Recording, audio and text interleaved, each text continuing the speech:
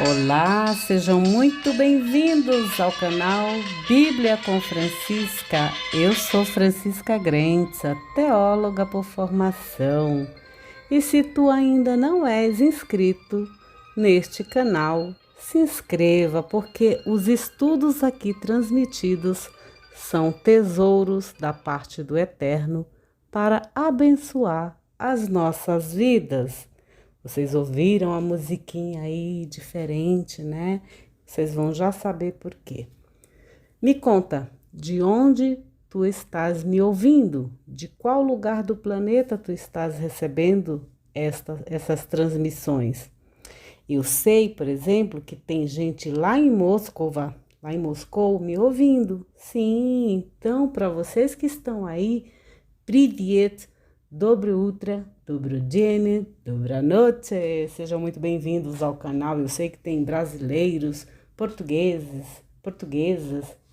brasileiros e brasileiras, né? Famílias que moram em Moscou, né?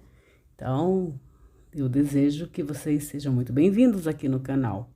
E, como eu falei aqui no começo, esses estudos são grandes tesouros da parte do Eterno para abençoar as nossas vidas, nos trazer um pouco de ânimo, né? Um pouco de coragem, um pouco de alegria, um pouco de esperança, mas não é aquela esperança de ficar esperando as coisas acontecerem. Não. É aquela esperança de você arregaçar as mangas e seguir em frente, acreditar que Deus está no comando de tudo. Por mais que o caos no mundo exista, vocês sabem disso, vocês que estão aí, vocês sabem disso, que o caos está no mundo, mas Deus é um Deus de ordem e logo tudo isso vai passar, tudo isso será resolvido, tá bom? Então sejam muito bem-vindos, queridos e queridas. Eu vou falar uma coisa para vocês. Hoje eu vou falar sobre o Evangelho segundo João, capítulo 2, versículos de 1 a 12. Exatamente, vocês ouviram essa musiquinha aí, né? De casamento, sim. Então, nós vamos falar sobre aquele casamento lá em Caná da Galileia. Vocês lembram? Onde Jesus transforma água em vinho, né? Ele faz a transformação de água em vinho nesse casamento em Caná da Galileia. Bom, então eu vou ler o texto hoje para vocês e no outro áudio eu vou explicar esse texto versículo por versículo, como eu fiz no primeiro capítulo, ok? Porque senão o áudio fica muito longo e aí fica complicado depois para transmitir para vocês, depois para passar para vocês aqui no canal, tá bom? Então eu vou começar a leitura. Um casamento em Caná da Galileia. No terceiro dia, né? Vocês lembram que a gente tem aquele período do primeiro, segundo, terceiro dia, que vai até o sétimo dia. O sétimo dia é uma semana, né? Sheva. Então, no terceiro dia, houve um casamento em Caná da Galileia, e a mãe de Jesus estava ali. Jesus também fora convidado com seus discípulos para o casamento. Tendo faltado vinho, a mãe de Jesus lhe disse: Eles não têm vinho. Disse-lhe Jesus: Que isso importa a mim e a ti, mulher? Ainda não chegou a minha hora. Disse sua mãe aos servidores: Fazei o que ele vos disser. Havia ali 6 talhas de pedras usadas para a purificação dos judeus, cada uma comportando de 2 medidas. Disse-lhe Jesus: Enchei as talhas de água. Eles as encheram até a borda, e disse-lhe: Tirai agora e levai ao mestre de cerimônias. Eles levaram. Quando o mestre de cerimônias provou a água transformada em vinho, ele não sabia de onde provinha, mas os servidores que tinham tirado a água sabiam. O mestre de cerimônias chamou o noivo e disse-lhe: todos servem primeiro o vinho bom, e quando os convidados estão embriagados, o pior. Tu guardaste o vinho bom até agora. Jesus realizou este princípio dos sinais em Caná da Galileia e manifestou sua glória, e seus discípulos creram nele. Depois disso, Jesus desceu a Cafarnaum com sua mãe e seus irmãos e seus discípulos, e ali permaneceram muitos dias. Tem muita coisa para ser conversada aqui nesse texto, tá bom? Mas, como eu já lhes falei, eu só vou conseguir... Deixa eu ver, eu vou falar sobre um pedacinho, pelo menos de alguns versículos, né? Sobre essa transformação de água em vinho no casamento em Caná da Galileia. Bom, o versículo 1, com a notícia cronológica sobre o terceiro dia, né? Começa a quinta e a última cena da semana inaugural, narrada em João 1, versículo 19, de 2 a 12. Essa primeira parte nós já lemos. Se você não ouviu os vídeos anteriores, então eu sugiro que você volte e ouça para que você possa compreender aonde nós estamos. No caso, o ouvinte leitor pode imaginar que hão de ser somado agora 3 dias aos 4 dias mencionados anteriormente, conforme João 1, 29, 35 a 43. Jesus tinha dito a Natanael que iria haver ainda coisas maiores. Vocês lembram no capítulo 1, versículo 50. O milagre das bodas de Caná, que são o princípio dos sinais, João sempre chama essa palavra de sinais como semeion. Em grego é semeion, tá? Princípio dos semeios, princípios dos sinais, conforme João capítulo 2, versículo 11, que nós lemos há pouco. Seria então um primeiro cumprimento, tá, gente, do anúncio de Jesus. Ao total, são apresentados 7 sinais. No Evangelho segundo João, vocês percebem que os autores, os agiógrafos, os autores do Novo Testamento e do Antigo também, eles se utilizam muito da numerologia, dos números nas Sagradas Escrituras, porque eles têm uma simbologia, eles têm um significado, tá? Então, depois eu vou, como eu já falei para vocês, quando eu chegar na 7ª letra do alfabeto hebraico, aí que eu tô disponibilizando para vocês, eu vou dar uma explicação bem mais detalhada sobre essa questão dos números, principalmente do número 7, tá bom? Então, aqui, ó, são apresentados 7 sinais no Evangelho segundo João, que primeiro, a transformação de água em vinho, que é esse que nós acabamos de ler, em João capítulo 2, versículos de 1 a 11. Depois, o segundo sinal, a cura do filho do funcionário real, que é em João capítulo 4, versículo 46 a 54. O terceiro sinal, o milagre, não sei como vocês vão traduzir aí, mas aqui em João é sinal, tá? É semeio.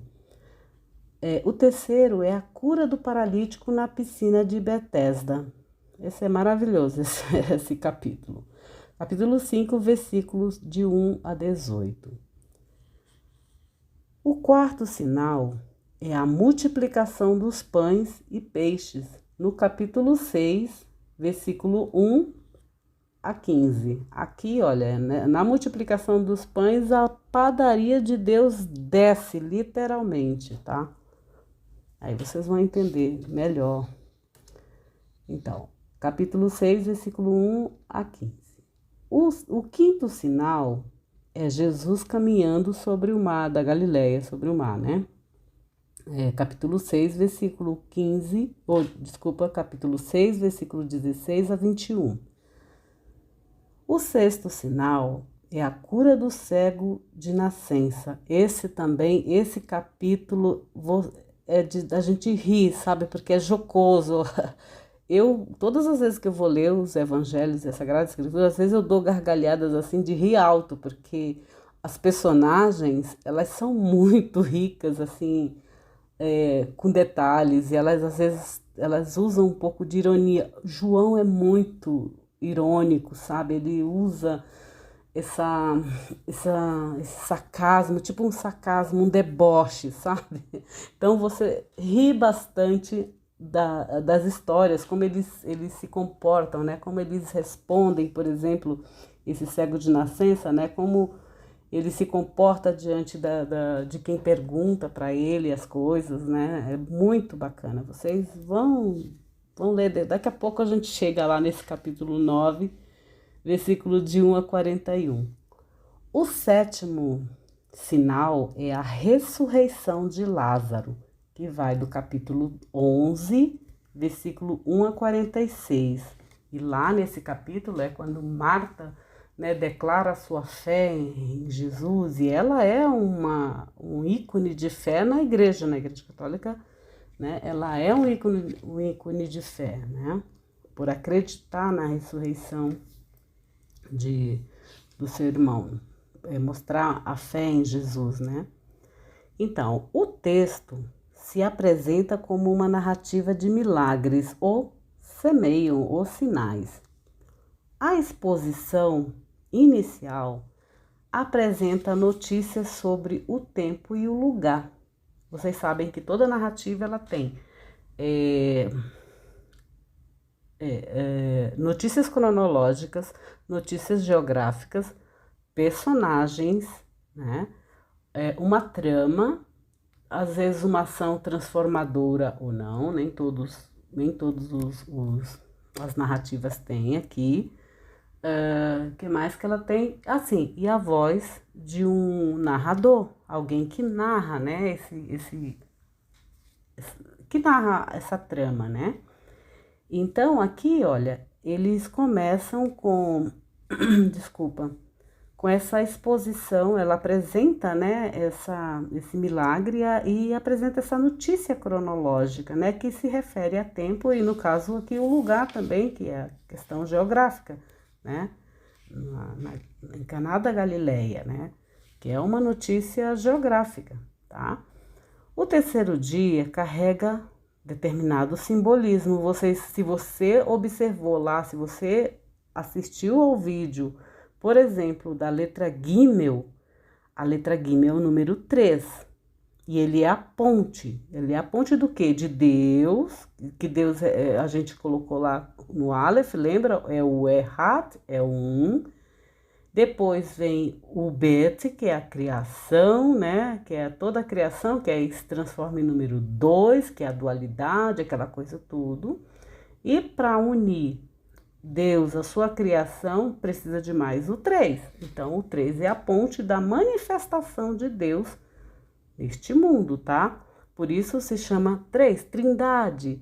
Pai, Filho e Espírito Santo. Vocês lembram de tudo isso? Em todos os cantos vocês vão lembrar desse triângulo, de tudo isso, tá? Vocês vão entender bastante coisa sobre isso logo, logo. Olha, então aqui, ó, o terceiro dia carrega determinado simbolismo.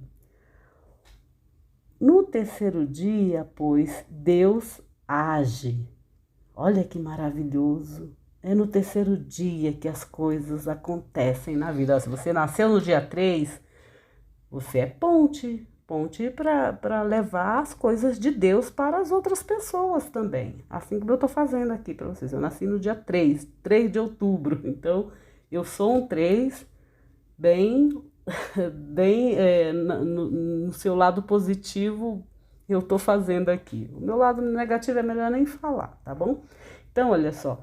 No terceiro dia, pois Deus age, conforme Gênesis 22, versículo 4, 31, 22, 34, 25, 40, 22. Então, vai lá na referência que você vai ver o que acontece no terceiro dia. Então, no terceiro dia, Deus age. Desce para quê? Desce para entregar a seu povo a Torá. O que é a Torá? É a instrução, conforme Êxodo 19, capítulo 11, 15 e 16. Né? Então, quer dizer, no terceiro dia, Deus nos dá os seus ensinamentos. Né? Ele traz a sua lei. E o que ele faz mais no terceiro dia? Ele socorre o seu povo, conforme Oséias 6:2.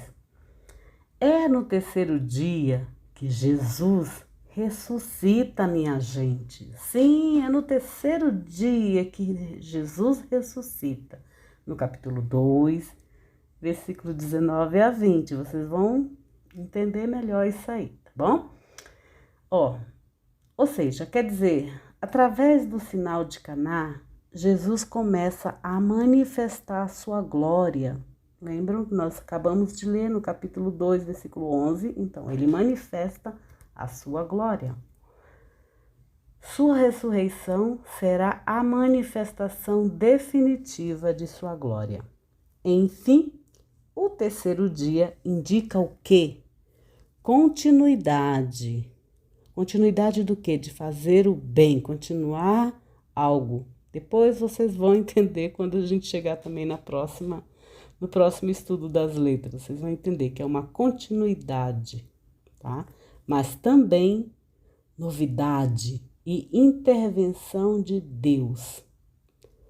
Caná da Galileia, Caná, capítulo 2, versículo 1 a 11, né? Esse lugar, aliás, vai aparecer também no capítulo 4, versículo 46. E no capítulo 21, versículo 2 do Evangelho segundo João. Lugar o quê? De origem de Natanael. Caná é o lugar de origem de Natanael. Vocês lembram de Natanael? Aquele que diz, de Nazaré pode vir alguma coisa que preste? É isso mesmo, foi isso que ele perguntou. Ali você percebe a ironia, né? O deboche dos personagens do Evangelho segundo João. Eles são muito semelhantes a nós, não são? Você não, de vez em quando diz assim, mas lá do Amazonas, será que aquela Índia, será que não sei o que, vai ter capacidade de falar sobre o Evangelho segundo João para nós? Tô brincando, gente. Mas não é assim que vocês falam? Não é assim que muita gente fala? Será que lá não sei da onde pode vir? Eu tô falando de mim, tá? Da minha pessoa, tá bom? Lá, será que ela vai ter capacidade de falar sobre o Evangelho? Quem ela pensa que ela é? Fica falando conosco aí desse jeito, né, gente? Então, Natanael é esse aí que disse assim, de Nazaré pode sair alguma coisa que preste? Né? Ele já dá umas, imagina só, muito semelhante a, se a gente for interpretar para os dias de hoje, quantos, né? Quantos não perguntam? Enfim, na Galileia, ou seja, ele era, o lugar de origem de Natanael era Caná, na Galileia. Galileia, vocês sabem, que eu já expliquei para vocês que é uma região maravilhosa de Israel, né? Então, e corresponde provavelmente à localidade de Herbert Caná, 14 quilômetros no norte de Nazaré, e não a Caná, lugar comumente identificado como Caná bíblico, o qual está a uma distância de 8 quilômetros no noroeste de Nazaré. Agora, a Galileia realmente é, é no norte de Nazaré, gente. Aliás, Nazaré me lembra muitas vezes alguns lugares aqui de São Paulo, sabe? Tipo 25 de março, agora nem tanto, mas antes era mais parecido, sabe? Tinha mais o jeitão de Nazaré. Bom, a menção do casamento leva o ouvinte leitor a lembrar-se das núpcias de quê? Do Cordeiro em Apocalipse, em Risgalo, em Revelação, capítulo 19, versículos 7 a 9.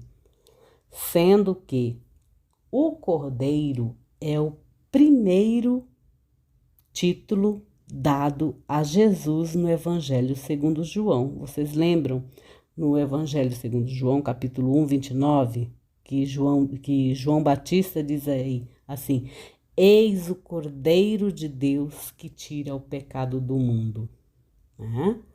Além disso, pela tradição religiosa de Israel, a relação entre o Senhor e o seu povo, eu tô falando povo, tá? Não é polvo, não, é povo, P-O-V-O, tá, gente?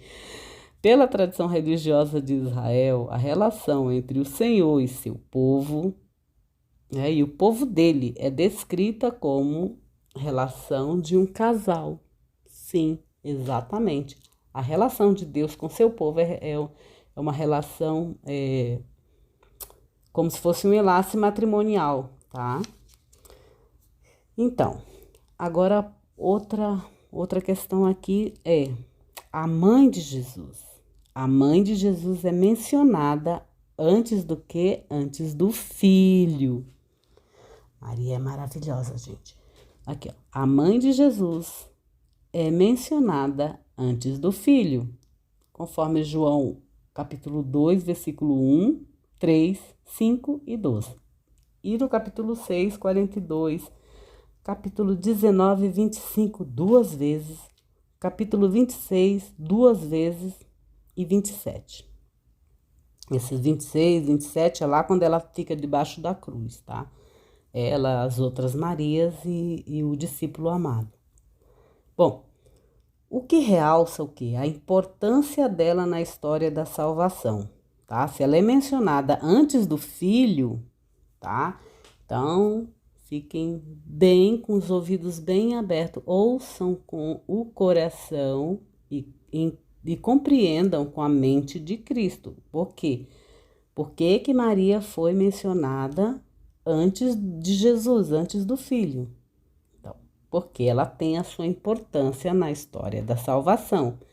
Se você ainda não leu o Evangelho de Lucas, capítulo 1, que vai, enfim, conta toda a história, eu te aconselho, dar uma passadinha lá, tirar um tempinho, vai lá, assim, tira a curiosidade, vai lá e vai entender o que esta mulher recebeu, como que ela fala, e vai até o final, que é para você ler até o final, que é para você compreender muito bem o empoderamento desta mulher, tá? Nos evangelhos, tá? E principalmente a importância dela na história da salvação, tá? A noiva aqui não é mencionada na narrativa, né? Vocês lembram que a gente está falando sobre o casamento em Caná da Galileia, mas a noiva não é mencionada na narrativa. Como mãe, Maria ou Miriam, o nome de Maria em hebraico é Miriam, gente. Miriam. Miriam, não é Maria não, é Miriam. Não sei porque que traduziram por Maria, mas tudo bem.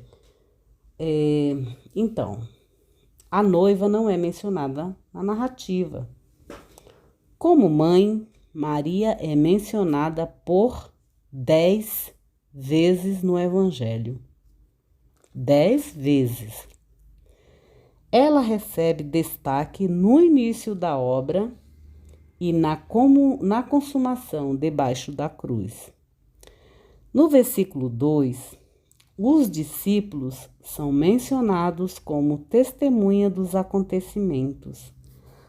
Na retrospectiva, serão capazes de reconhecer o significado mais profundo destes últimos, conforme o versículo 11 e 12. Contudo, na trama da narrativa, os discípulos não exercerão um papel próprio. No versículo 3, a falta de vinho introduz o tema dominante na narrativa. O vinho simboliza alegria e amor. Isso mesmo, o vinho na cultura de Jesus representa o vinho, a alegria, e o amor. De novo, a falta do vinho introduz o tema dominante da narrativa e o vinho simboliza a alegria e o amor. Conforme Cantares, capítulo 1, versículo 2, Cantares 7, 10 e Cantares 8, 2. Francisca, onde está o Cantares? Lá na parte de sapienciais. O que é Cantares? Cantares é um livro que, segundo a tradição, foi escrito por Salomão. E no hebraico se chama Shir Hashirim, Cântico dos Cânticos. Isso, exatamente. Cântico dos Cânticos é o mesmo que Shir Hashirim. No caso, Jesus oferece o quê? Alegria nupcial e definitiva. Olha só. Vão ouvindo aí. Já que é um casamento, quem é o noivo, né? E quem é a noiva? Né?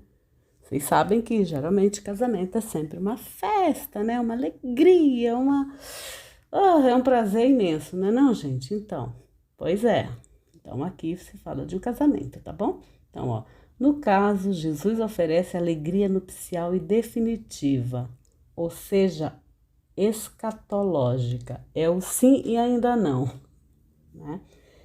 E isso de forma abundante, por ocasião do quê? De uma festa, sendo que esta festa, mais do que qualquer outra festa, alegra o quê?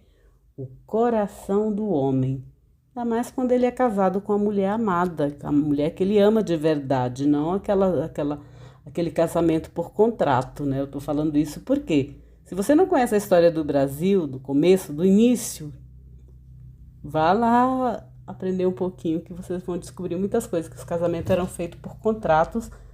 Não que nas culturas judaicas não exista isso também, mas nós só viemos casar de verdade com as pessoas que a gente ama de verdade bem recente, gente, não tem nem 100 anos isso, entendeu? Você não escolhia casar com o amor da sua vida de verdade, não. Era contratos entre famílias, entendeu? Então, tem tudo isso também, tá? Aqui. Aqui no caso, Jesus traz o quê? Essa alegria, né? Essa alegria nupcial definitiva, escatológica e de forma abundante, por ocasião de uma festa, sendo que essa festa, mais do que qualquer outra festa, traz o quê? Alegria ao coração, né? Coração do homem. É através da realização deste sinal que Jesus, no Evangelho segundo João, anuncia a vinda do reino de Deus. Talvez você deva estar perguntando, mas Francisca, o que casamento tem a ver com o reino de Deus, gente? É exatamente assim. Deus, ele tem o seu povo como uma noiva. Então, por isso que nós devemos estar sempre vestidos como uma noiva, preparados como uma noiva. Como é que uma noiva se veste? Ela está sempre linda, maravilhosa, né? Para quem? Para o seu noivo, né? Não é assim? Então, assim nós devemos ficar para Cristo, por a segunda volta dele, ou se você é judeu, messiânico, está esperando a primeira, ou enfim, também deve estar bem vestido para este Messias, esse Machia chegar, né? No nós cristãos, por exemplo, nós estamos esperando a segunda volta de Cristo. Aliás, ele nunca foi, mas tudo bem, mas cada um com seu entendimento, né? Mas o que acontece? Nós devemos estar sempre lindos, maravilhosos, purificados, bonitos, santificados, né? Como é que uma noiva se veste para o seu noivo, né? Toda maravilhosa, né? Coloca suas joias, né? Suas melhores joias são colocadas também. Então, por isso que devemos estar sempre preparados para a chegada desse nosso noivo, do nosso noivo, né? Definitivo, para a chegada definitiva dele, tá? Porque não sei se vocês lembram, lá em Apocalipse ele diz que ele vai descer com seu novo nome para nossa nova cidade, tudo isso aí, tá? Então, enfim, então devemos ficar bem preparados, lindas, maravilhosas, lindos e maravilhosos para esperar, né? Já que somos a Igreja de Cristo, né? Ou você acha que a Igreja de Cristo é essa sua igreja aí que tem uma plaquinha que é feita de concreto, cimento, seja lá o que for, de lata, de não sei o que? Não é, gente. Vocês vão me desculpar, mas se alguém ainda não avisou vocês, não é. A Igreja de Cristo somos nós. Por isso nós devemos ficar purificados, nosso corpo limpo. Mas o corpo que eu estou falando é no sentido da nossa mente estar em comum acordo com Ele, entende? Então, vocês me desculpem aí, eu sei que tem aquela coisa da igreja. Muita gente já disse, nossa, como que você conheceu a Cristo e por que que você ainda não se converteu, não saiu dessa igreja, assim, você entende? É querendo mudar a placa, que eu mudasse a placa da igreja da qual eu recebi todo esse ensinamento, mas não é isso, não é essa igreja, a igreja de Cristo não tem placa, é em qualquer lugar que eu vou, eu sou a igreja de Cristo, você é a igreja de Cristo. Entendeu? É isso, gente. A gente vai lá naqueles lugares para nos confraternizarmos, para, enfim, ouvir uma coisa, mas a Igreja de Cristo somos nós, né? Então é isso. Então, aqui, ó, deixa eu ver. É através da realização deste sinal que Jesus, no Evangelho segundo João, anuncia o quê? Anuncia a vinda do reino de Deus, né, para as nossas vidas, para este mundo, já neste mundo. A mãe de Jesus inicia o diálogo, o que novamente realça o papel do que? Da liderança dela. Sim, Maria era empoderada, as matriarcas eram empoderadas. Não pensem que elas viviam debaixo do patriarcado, não é bem assim não, isso aí é o que contam aí, mas as narrativas não falam sobre isso, tá? Má compreensão, má interpretação, dá nisso. Milênios, povo falando que as mulheres têm que ficar debaixo Enfim, deixa pra lá. Bom, no capítulo 4, a resposta de Jesus parece ser dura e indicar rejeição. Não é comum chamar a mãe de mulher, na nossa cultura, né? Mulher, Ixá, né? Ixá é mulher em hebraico. É que ele disse assim, Ixá, mas só que lá no Evangelho tá em grego, e aí ele diz Gine é mulher. Por isso a mulher se consulta com quem? Com ginecologista, com ginecologista, vem daí essa palavra, mulher, né? Gine, então ele diz Gine, né, mulher, né? Então, ele chama ela, mulher, o que eu tenho a ver com isso? Não tenho nada a ver, o que eu e tu tem a ver com isso? É mais ou menos isso que ele pergunta, né? Quem mandou eles não se planejarem direito, né? E aí faltou vinho no casamento. Eu aqui colocando coisas no Evangelho, mas vamos lá. No Evangelho segundo João, Jesus ainda chamará de mulher quem? A samaritana. No capítulo 4, versículo 21. Crê em mim, Guiné. Crê em mim, mulher. Né? A adúltera, do capítulo 8, versículo 10. Mulher, onde estão eles? Lembra que ele pergunta lá? Então, aí novamente a sua mãe, no capítulo 19, 26, ele diz assim: mulher, Gne, Gne, Gne, eis o teu filho. Para quem que ele diz isso? Eis o teu filho. Para João, lá para o discípulo amado, né? Ali há a junção entre a igreja antiga, a igreja primeva, e a nova comunidade do discípulo amado, dos cristãos, né? Porque Maria representa, se vocês observarem, Maria representa o quê? O Antigo Testamento.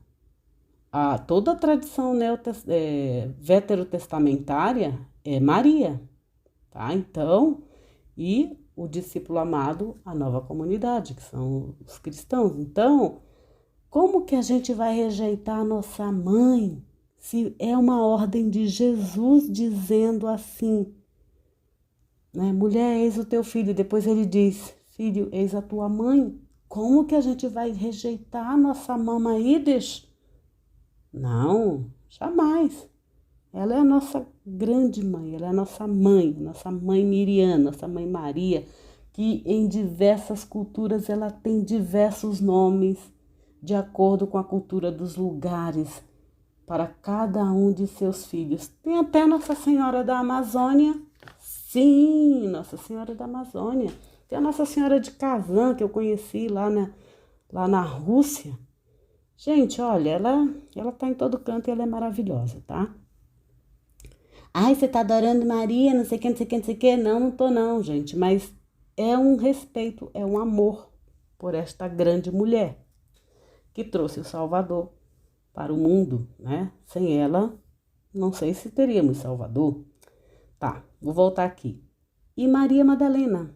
Aqui, ó, ele já diz, mulher, eis o teu filho. E aí, Maria Madalena, no capítulo 20, versículo 13 e 15, ele diz assim: Gne, mulher, por que choras? A quem buscas? Né? E a resposta de Jesus, né? Que ele diz assim: o que há entre mim e ti? Ô mãe, o que eu tenho a ver com isso aí, mãe? É mais ou menos isso na linguagem de hoje. Ô mãe, cuida da tua vida. Deixa a vida dos outros lá, deixa a vida da tia, deixa a vida da tua mãe em paz. Vai cuidar da tua vida, cuida da tua vida. É mais ou menos isso. Você entende? A linguagem de Jesus aqui é isso. O que há? O que a gente tem a ver com isso?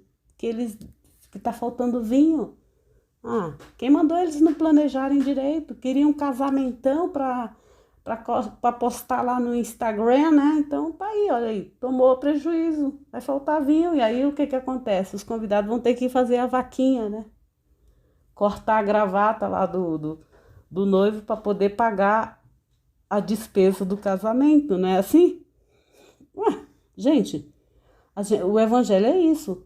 Se você não interpretar no dia atual, no momento atual que você vive, então, sabe, é isso. Então, ele diz, o que há, né? O que há entre mim e ti, né?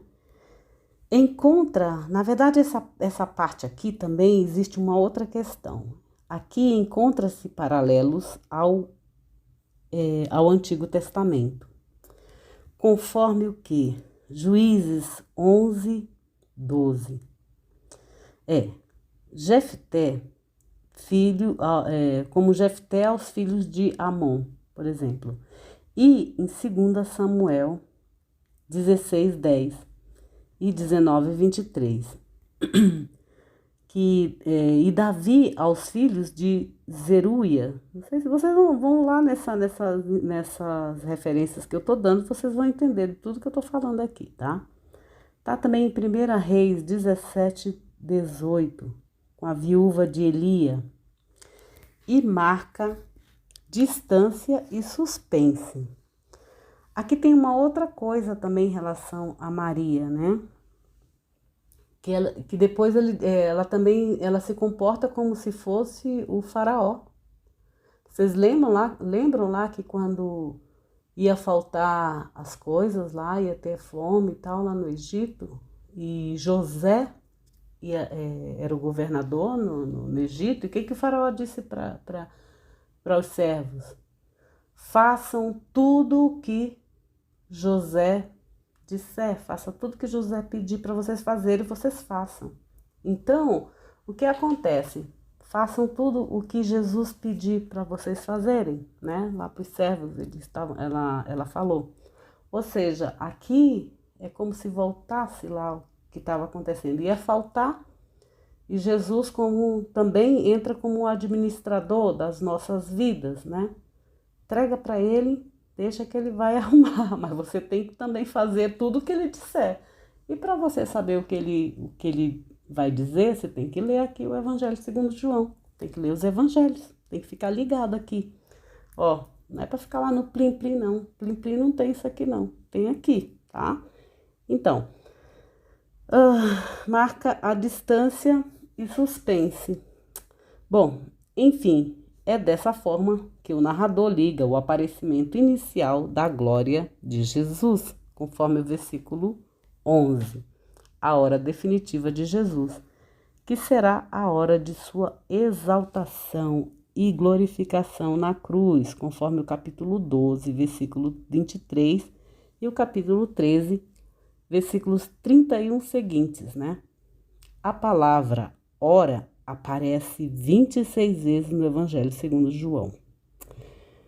No versículo 5, enquanto a resposta de Jesus, de um lado, cria um suspense, realçando seu agir soberano, olha só, né?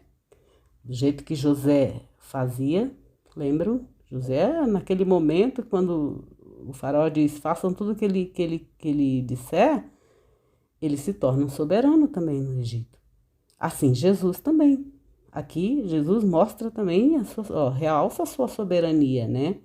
Ele resulta, de outro lado, numa palavra de Maria, que insiste na confiança do povo em Jesus, assim como o faraó fez lá, dizendo ao povo que eles fizessem tudo que José falasse, né, para ele. Olha aqui, exatamente, Maria insiste na confiança do povo em Jesus. Fazei o que ele vos disser. Esta ordem aqui, olha, exatamente isso. Esta ordem faz ressoar a ordem do faraó, que diante da situação de fome, ordena o povo a fazer o que José disser, conforme Gênesis, capítulo 41, versículo 55. Também o povo do Êxodo, lá em Shemote, tá? Se compromete assim.